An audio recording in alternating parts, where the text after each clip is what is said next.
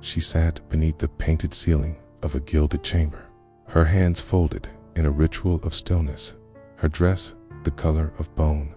A portrait was being painted again. It was her 15th portrait in 5 years, but none had yet captured her. How could they? Her jaw was too soft, her forehead too sloped, her eyes too wide apart. The artist knew better than to flinch. He merely dipped his brush, smoothed out the deformity, and painted beauty where nature had rebelled. From a distance, she looked like a queen. Up close, you saw the inheritance, her lips too thick, her tongue too heavy, her thoughts too slow to escape her mouth. She was royal, yes. She was born of gold and silk and holy blood, but she was also the product of generations who married cousins and crowned children. And the price of that purity was decay. She didn't know. No one told her. They whispered behind curtains and embroidered the truth in silks. But even silence couldn't hide the fact that her siblings were dying young, that her aunts were also her cousins, but her bloodline wasn't sacred. It was suffocating. This isn't just the story of one royal woman born too close to her own ancestors. It is the story of a system that bred itself into madness, a dynasty so obsessed with preserving power that it consumed its own children's mind first, then body. So we must ask, was this cruelty by chance or cruelty by design? And before we show the bones, before we trace the twisted veins, before we unveil the graves that still whisper, we must go back, not to a wedding, but to a policy, not to love, but to law. Because before the deformities, before the miscarriages, before the madness, there was a plan, and it began with a kiss between relatives. Once they were admired. The courts whispered of their grace, their lineage, their unbroken line back to God himself. Habsburg, Bourbon, Braganza, Wittelsbach, names that didn't just echo through history, but claimed to own it. These were the women born into gowns before they could walk, married into thrones before they could think. Their birth was ceremony, a key. Their breath was inheritance, and they were beautiful, at least on paper. Their portraits were visions of divine symmetry, high foreheads, arched necks, golden curls brushed to perfection. In paintings, they seemed to glow, not quite human, almost angelic. And that was the point. To be royal was to be set apart from the world, better, holier, untouchable. But their beauty was designed, not natural. Artists were instructed to erase flaws. Painters were warned, flatter the brow, lengthen the nose. Do not show the Habsburg chin. These queens were shaped twice, once in the womb and again on canvas. Still, the world adored them. They were symbols of empire, muses of conquest. Their marriages sealed treaties. Their wombs birthed succession. Their silence was strength, and their suffering was unseen. Take Maria Anna of Spain, born into splendor, betrothed to her own uncle, the Holy Roman Emperor. Her dowry was land. Her body was currency. Her letters spoke of devotion, her eyes of fear. She became Empress of Austria at age 15. By 16, she was bleeding too often. By 20, she could no longer walk. Yet, they called her lucky. After all, she wore a crown, or looked to Juana of Castile, once praised as Juana la Bella, Juana the Beautiful. Daughter of Isabel and Ferdinand, she was admired for her poise, her manners, her divine legitimacy. Kate was a girl tormented by visions, whose mind frayed after each stillbirth's beauty could not protect her from confinement. She would die locked in a stone cell, royal, holy, forgotten. This was the rise, a kingdom of mirrors, where queens were celebrated not for who they were, but for how well they could pretend, where bloodlines were guarded like relics no matter the cost, where cousins kissed under crucifixes and children bore the weight of centuries. They were raised to believe in destiny, in God's favor, in purity. No one told them that purity, when pursued too far, becomes poison, and yet, in the eyes of the court, they were perfect. But perfection has a price. It didn't happen all at once. The ruin never does. It begins as a whisper, almost gentle, a strange birth. A child with a jaw too large for its face. A girl who walks with a limp, though no one speaks of it aloud. Doctors call it delicate constitution. Midwives bow their heads in silence, and the mothers, they look away. For centuries, the royals had played with blood like it was chess, marrying niece to uncle, cousin to cousin, anything to keep the crown within reach. But blood is not a game. It remembers. And one day, it begins to speak. Infanta Margarita Teresa of Spain was barely 6 when the whispers began. Her portraits, painted by court favorite Diego Velázquez, show a girl drowned in silk. Face wide, eyes glassy, mouth set in permanent strain. At 10, her body began to buckle. Her bones bowed. Her organs failed. Yet still, she was paraded as the jewel of the Spanish court. And then there was Maria Isabel of Portugal, married to her uncle, who was also her first cousin. Their union was meant to unite empires, but it delivered something else. A daughter with 6 fingers on one hand and a spine that bent like rope. She would not live past infancy, nor would her name be recorded in most official histories. Key was not a tragedy. She was an inconvenience. The royal courts called it fate, divine testing, God's will. But it was not God, it was them. The symptoms were multiplying. On the line between piety and decay was growing thinner by the year. The turning point had come quietly, not with a rebellion, but with a baby's cry, too short, or with a queen's teeth shifting, elongated, impossible to close. Habsburg jaw, they called it. Though it was less a jaw and more a warning, by the 17th century, even, outsiders began to notice. Visitors to the Spanish court wrote of princes who could not speak clearly, princesses whose limbs bent inward, children who blinked unevenly. And still, the marriages continued, not for love, not even for alliance, but for blood, because somewhere along the way, blood had become more important than breath. Did they know what they were doing? Perhaps not in words, but somewhere behind the ceremony and incense, they felt it, that their dynasty was beginning to rot from the inside, that their children bore not the sins of the world, but the sins of their own obsession with purity.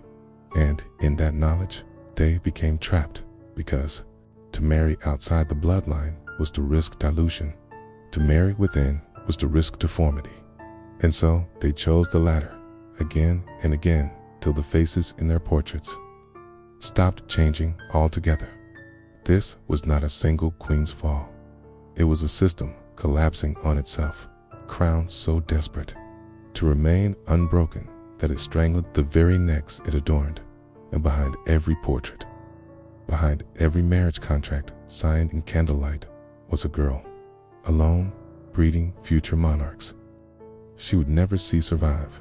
They called it loyalty, but it was a curse. They still wore gold, still paraded through marble halls, still held court with trembling hands and proud titles. But if you listened closely, beneath the harpsichord music and Latin prayers, you could hear something breaking, not loudly, not violently, but slowly, like cartilage grinding where bone should be, like blood whispering that it could no longer carry the weight of crowns. By the 18th century, European courts were not thrones of strength, they were mausoleums of denial. The Habsburgs, the Bourbons, the Braganzas, their daughters were collapsing in birthing beds. Their sons were slurring words before they learned to walk. And still, they painted portraits. Still, they dressed the girls in lace and told them, "We're perfect. Maria Anna of Austria was born into that silence.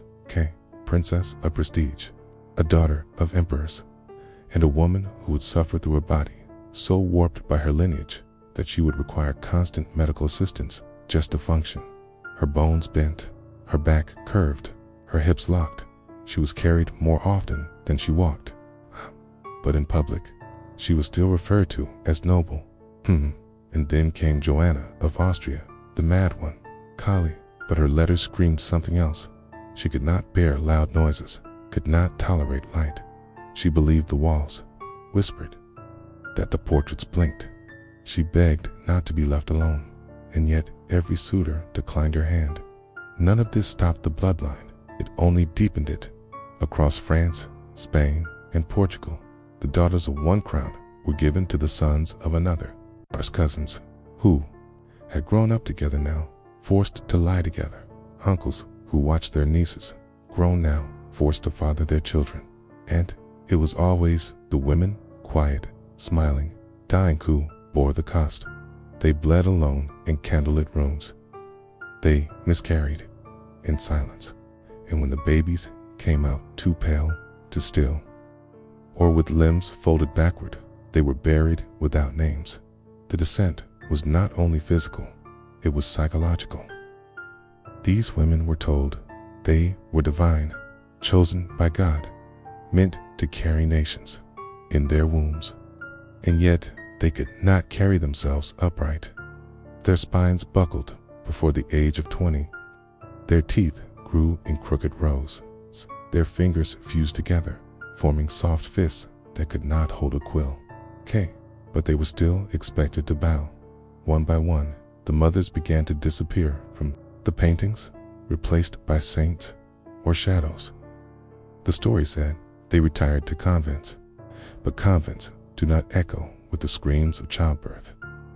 Nor do nuns require chained beds. It was no longer about one queen or even one dynasty, but a system that fed on the bodies of its women. It prized bloodlines over lifelines. That considered a woman valuable not for her mind, her spirit, or her smile, but for her ability to produce a child who would die before 30. And the world applauded it, called it tradition, called it noble. But the daughters knew, they felt it in their hips, in their teeth, in the blood that came too early or never at all. And they prayed not for love, not for God, but that their child would be born normal, even as they lay in rooms built of silk and mirrors, even as the empire they were told to die for forgot their names. You will not find their true faces in paintings. The portraits were corrected, the brushstrokes were merciful. But the real faces, the ones that trembled behind velvet curtains, were a different kind of royalty, not majestic, not divine, but mutilated by inheritance. Margaret Teresa of Spain was the daughter of uncle and niece. She was beautiful for a time, but even as a child, her limbs were too short, her head too large, her spine too rigid. She married her own uncle Leopold, the first, and died after years of failed pregnancies, exhaustion, and infections. She was just 21, but the paintings still show her upright, rosy, smiling. Maria Anna of Spain suffered something worse, invisibility. Her mouth was misshapen, her palate cleft, speech nearly impossible. Servants were instructed not to look her directly in the face. She was married off anyway to a man who needed her blood more than her voice. She died in labor with a child that would not survive the month, but none of them compare to the most infamous victim of all, Juana la Beltraneja. They whispered her name with contempt, but hers was not the mind that broke, it was the body. By the time of her death, her spine had curled like a serpent's tail. Her knees could not lock. Her skin was so translucent that the veins showed like maps beneath parchment. Yet still, they called her princess. Still, she was expected to wed, and then inevitably came Maria Isabel of Braganza, a queen by marriage, a ghost by design. Her face was described as uneven, her back bent, her expression vacant. But they said she had a pleasant demeanor, as if kindness could undo blood. She died, giving birth to a stillborn child, her third in 4 years. Her body tore so badly that the doctors said it was as if she had been split by an axe.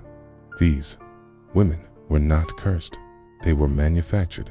Each generation, the faces grew longer, the jaws more pronounced, the ears malformed, the tongues too large to speak, the skulls pressed down on brains like lids on boiling water. Still, the births continued, because they weren't birthing children, okay?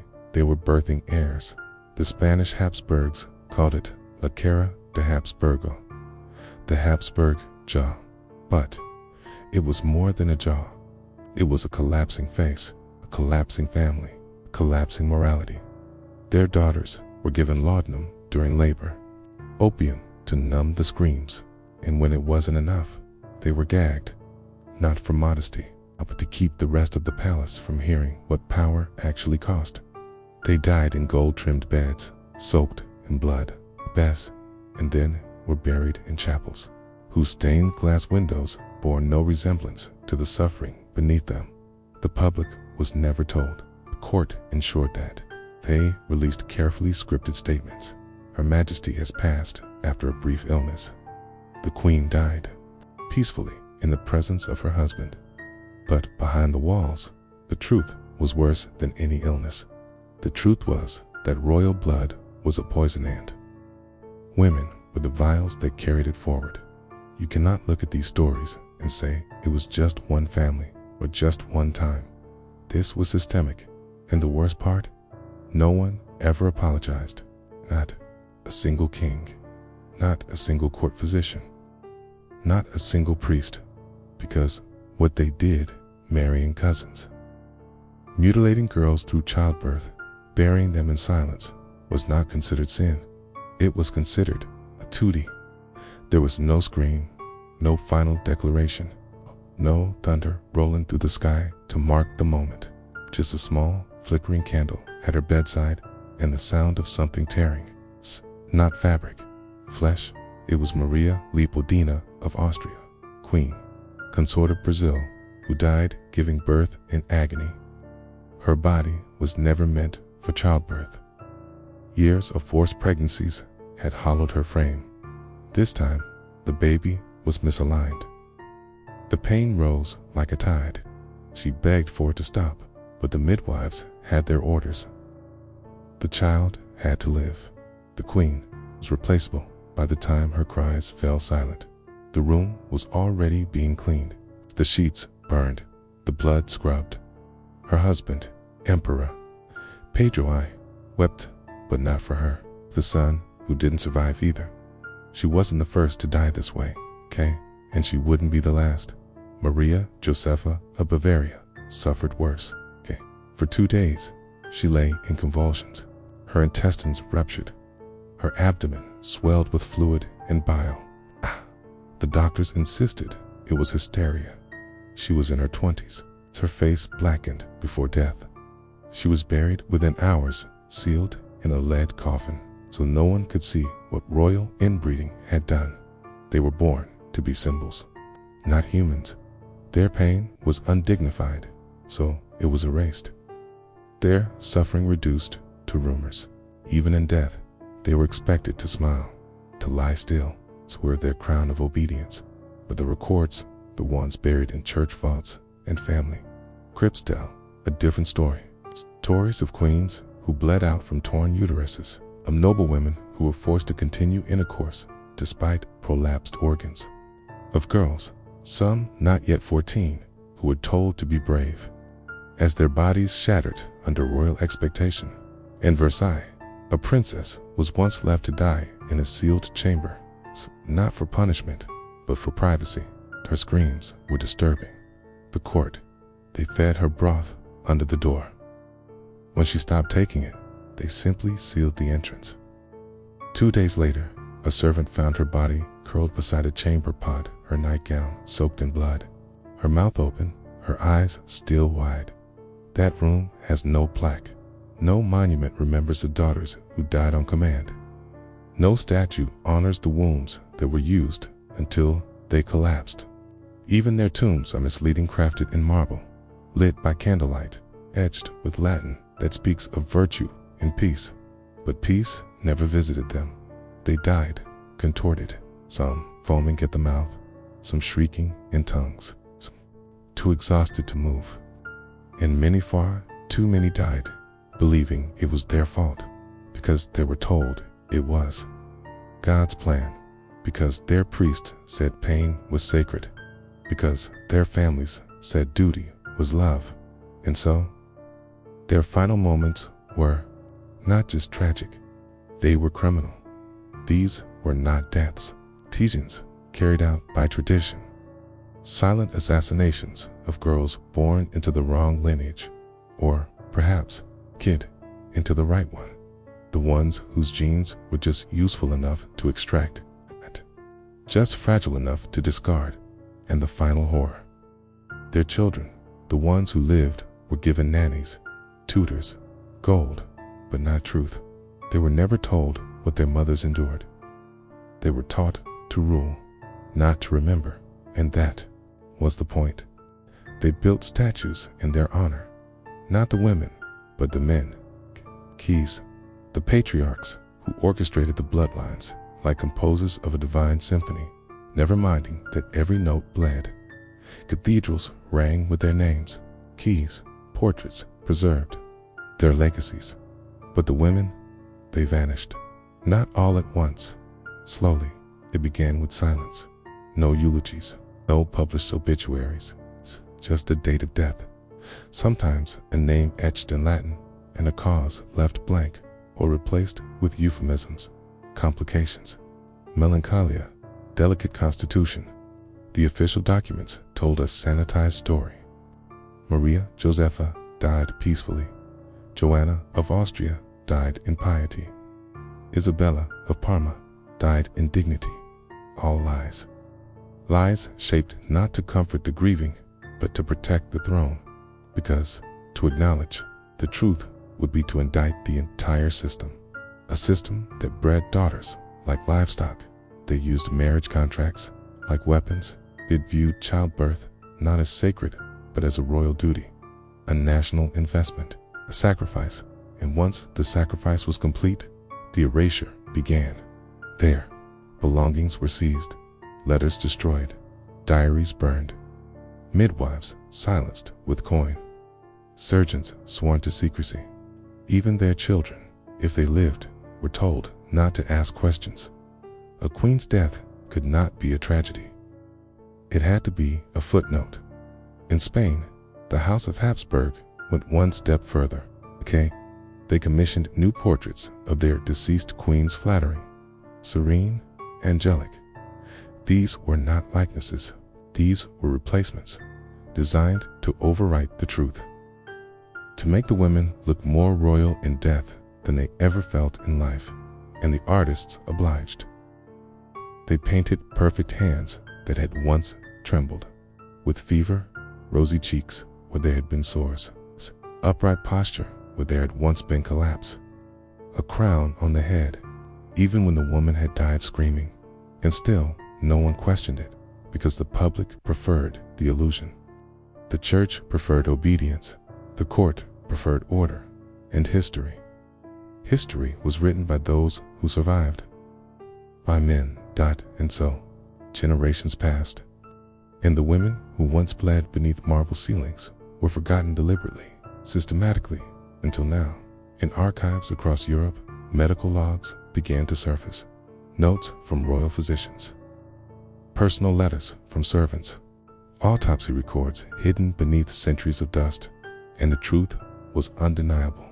These women were not just unfortunate, they were victims of inbreeding, of ignorance, of empire. One document from the 1700s describes a duchess found unconscious beside a stillborn child, her pelvis shattered, her organs ruptured.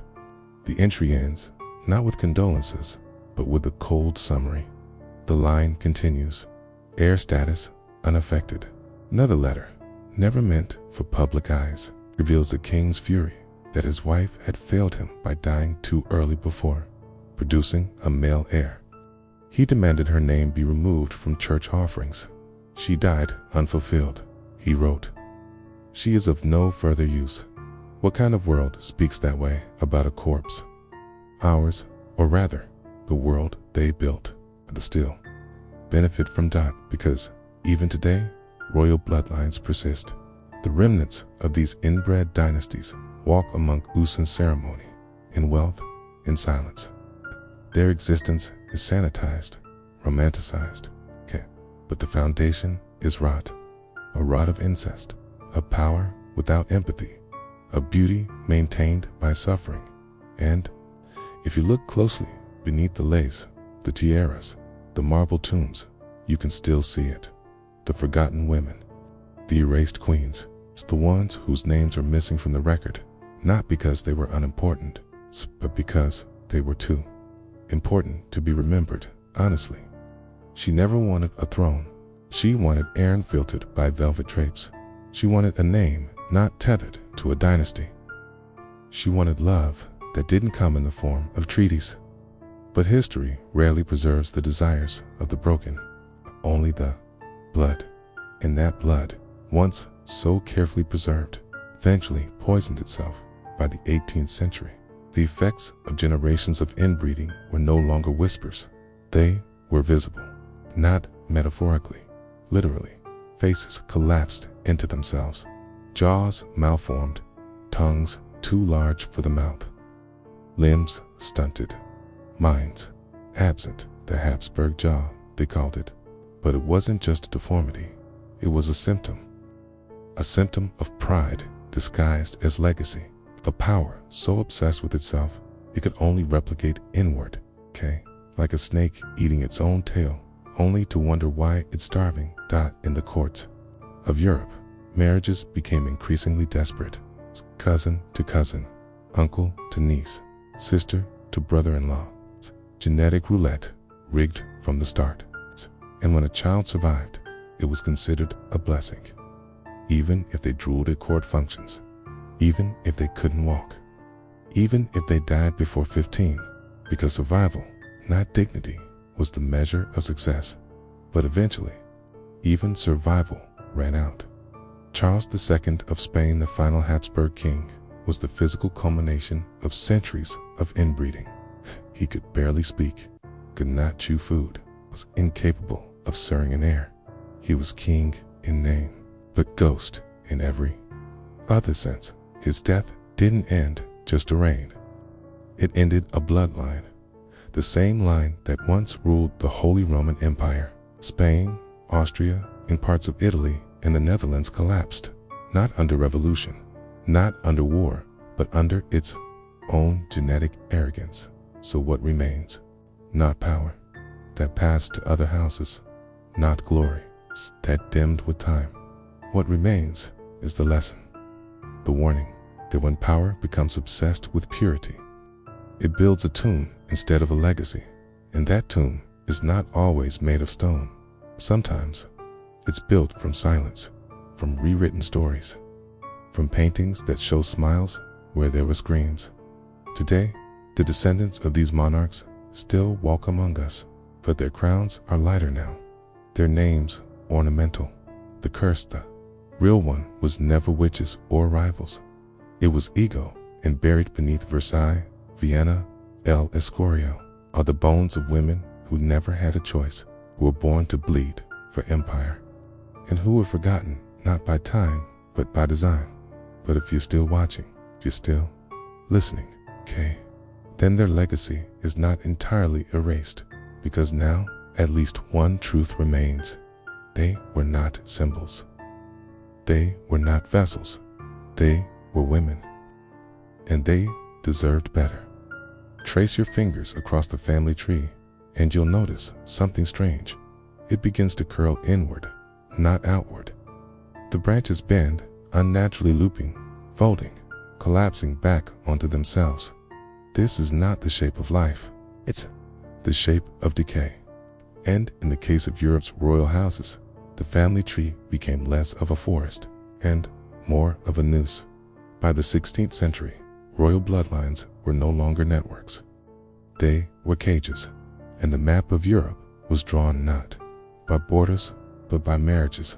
Spain to Austria, France to Naples, Portugal to Bavaria. The same last names repeated in different capitals.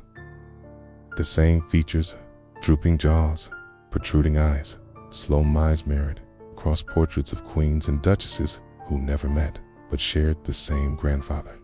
Let's look closer. Maria Anna of Spain, daughter of Philip III, was married to Ferdinand III of Austria, her cousin. Their daughter married her own uncle.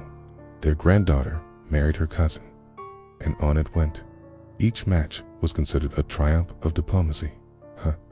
But with every wedding toast, a shadow deepened, a gene doubled, a sickness whispered.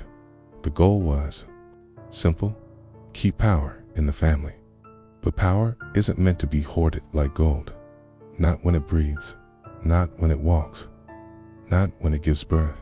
And by the time these bloodlines reached the late 1700s, doctors were quietly alarmed. There were entire generations where no child lived past infancy. Whole dynasties where mental instability was the norm. And yet, they continued, 'cause to marry outside the royal pool was considered unthinkable. To marry for love, heresy. So queens were chosen like livestock, inspected for lineage, swayed for political value, assigned like tokens on a game board. And the results: catastrophic. Infertility, hemophilia, madness, death in childbirth, death by infection, death by despair. The tragedy is not just in what happened, it's in how intentional it was. This was an accident. T was architecture, a system built to collapse, but designed to look eternal. And still, the myth persisted. They told the people that their queens were divine, that their suffering was sacred, that the bloodline must be preserved at all costs, even if the cost was a child's breath, a woman's body, a human soul. The bloodline map was meant to show lineage. Instead, it reveals a pattern of violence, disguised as duty. And what makes it worse is how many of these women were blamed for what their genes did to them. They couldn't produce an heir, they were called cursed. Their child was deformed, they were called wicked. Never mind the centuries of forced consanguinity. They weren't the curse, they were the warning. The body was barely cold when the doors locked. Curtains were drawn, guards posted, and in the hush of candlelight, the royal physicians went to work, not to heal, but to hide. Autopsies were rare for royalty. Officially, they were seen as disrespectful, unnecessary. But behind the golden walls of palaces and crypts, they were common, required, because something was deeply wrong with the royal blood. And everyone who mattered knew it. One queen's stomach was found rotted from the inside. Another's heart malformed, barely able to support life. A third had a uterus so scarred and twisted that conception would have been a miracle. And yet, none of this was spoken aloud. Doctors were ordered to write different causes: a chill, a fainting spell, divine punishment. One report even claimed a queen died from excess of melancholy. But what the surgeon saw under the scalpel told a darker story. Bones that hadn't fused properly, skulls with strange curvature, brains discolored by degeneration, reproductive systems so destroyed that they barely resembled anatomy textbooks. Some were born broken, others decayed far too quickly. All were treated like enigmas, yet every result pointed to the same root: centuries of inbreeding. They should have been warnings. Instead, they were sealed. Official records were rewritten, journals confiscated, bodies buried beneath marble inscriptions of beauty, holiness, and sacrifice. Only rarely did a whisper slip out through a courtier's rumor, a maid's testimony, or a servant's scribbled note. One attendant claimed she saw a queen's body sewn hastily after the autopsy, her ribs shattered. Another reported that royal doctors bickered over whether to remove internal organs, entirely before the coffin closed, because if the people saw what royalty truly looked like inside, they might stop bowing, and so the lies became policy. Not to protect the dead, but to protect the throne. These queens were turned into relics, clean, virtuous, angelic, and the grotesque truth of their suffering was sacrificed for the myth of divine monarchy. The irony is that their bodies told the most honest version of history, more honest than court painters, more honest than royal biographers, more honest than any throne room speech. But no one was allowed to listen. It was not madness, it was strategy. The crown did not inbreed by accident. It was doctrine wrapped in velvet and spoken through bloodlines, marriages, and divine right. Royalty, they claimed, must remain pure, not like the masses, not like common flesh, but untouched, unblemished, holy. And so cousins married cousins, uncles married nieces. Children were betrothed before they could walk. They called it consolidation of power, of lands, of legacy. But beneath the gold-plated logic was something darker, a belief that they were born better, that mingling with the outside world would defile them. In Spain, this belief birthed generations of kings who could barely speak. In Austria, it led to queens with jaws so deformed they couldn't close their mouths. In France, it bred sons so frail they couldn't stand without trembling. But the more visible the deformities, the louder the myth became. Because to question the blood was to question God, and to question God was treason. The church reinforced it. So did the aristocracy. They claimed blue blood was different, not metaphorically, but biologically. That the royal womb was sacred. That royal illness was not inbreeding, it was martyrdom. A test of divine endurance. Even when limbs twisted, even when eyes crossed, even when entire dynasties collapsed under the weight of their own incest, the story held. They painted portraits that flattered. They wrote histories that omitted. They created rituals to distract from the rot, And through it all, they kept marrying each other, over and over. Because the alternative, marrying outside, meant dilution, meant admitting that they were just people, not chosen, not celestial, just flesh, and flesh bleeds. The horror is not just that these queens suffered, it's that their suffering was framed as duty, as sacrifice, that their children's deformities were blamed on sins, not science, that their minds, when they broke, were not treated, but locked away and hidden like a cracked relic behind stained glass. It wasn't just biology, it was ideology, a system so convinced of its own superiority that it condemned generations to madness, illness, and death in the name of keeping the crown pure. And even as the empires fell, the myth survived. You still see it in the fairy tales, the coronations, the gowns that shimmer like magic. But the real inheritance wasn't power, it was pain. And behind every royal wedding photo lies a history of broken bodies, silent queens, and bloodlines that looped in on themselves until they choked. You'd think the story ends, they're buried beneath velvet tombs and royal crests. But it doesn't, because the myth didn't die with the queens. It metastasized today. We don't call it blood purity, we call it legacy. We don't marry cousins, we marry status. We don't lock daughters in castles, we lock them in perfection, on magazine covers, on screens, in palaces made of social pressure and gold-tinted filters. The faces may not be twisted, the bodies may not be deformed, but the rot, it's still there, it's better disguised. We still teach women that their worth lies in bearing beauty.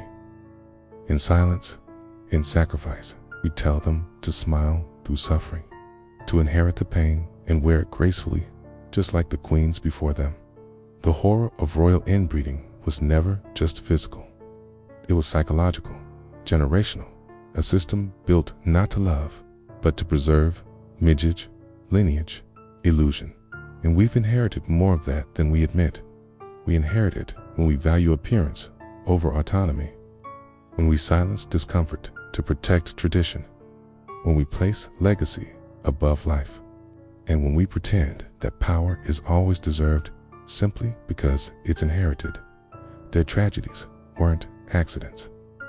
They were engineered, and they echo in every institution that prioritizes legacy over love, purity over progress, and control over care.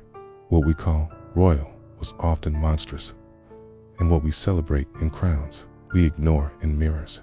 So perhaps the real horror isn't what happened to them, it's how little we've learned. We still build palaces, they just look different now, and some queens still suffer behind closed doors, smiling, silent, and unseen, because history doesn't whisper, it repeats.